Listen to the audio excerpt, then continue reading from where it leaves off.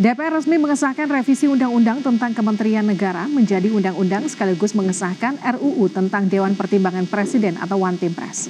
Untuk Undang-Undang Kementerian Negara, Menpan RB Abdullah Azwar Anas menyebut Undang-Undang Kementerian Negara menyepakati kewenangan dalam bentuk kementerian, di mana Presiden memberikan kewenangan untuk menentukan jumlah kementerian yang akan dibentuknya dengan mempertimbangkan kebutuhan dan fungsi kelembagaan. Kemudian, Undang-Undang Dewan Pertimbangan Presiden yang hari ini disahkan oleh DPR adalah tanggung jawab One Team Press kepada Presiden, dan One Team Press kini berstatus lembaga negara. Pembahasan undang-undang ini disebut sebagai kalangan super kilat karena tidak banyak melibatkan partisipasi publik.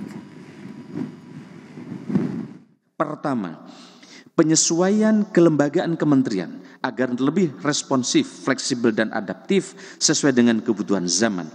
Hal ini dilakukan melalui perubahan norma yang tidak lagi mengatur batasan jumlah kementerian yang dibentuk, melainkan pembentukan kementerian ditetapkan sesuai dengan kebutuhan penyelenggara pemerintahan.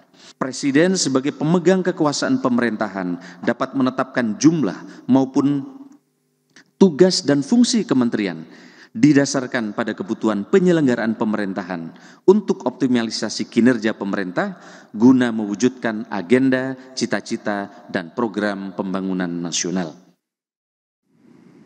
Dalam Undang-Undang Kementerian Negara, hal-hal yang mengundang perdebatan adalah penghapusan klausul 34 menteri yang diatur dalam undang-undang sebelumnya.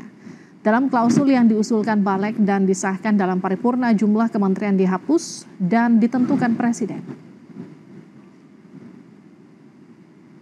Undang-Undang Dewan Pertimbangan Presiden juga menghapus ketentuan jumlah anggota One Team Press, 9 orang, dan diubah jumlahnya diserahkan pada Presiden. Undang-Undang One Team Press juga menyatakan posisi One Team Press sebagai lembaga negara, padahal sebelumnya di bawah Presiden.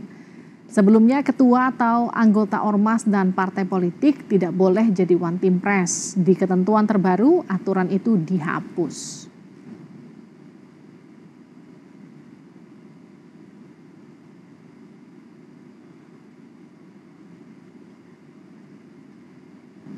Dalam Undang-Undang Keimigrasian pada ketentuan sebelumnya, orang-orang yang terlibat tindak pidana baik dalam tahap penyelidikan dan penyidikan bisa dicegah atau tangkal atau cekal ke luar negeri.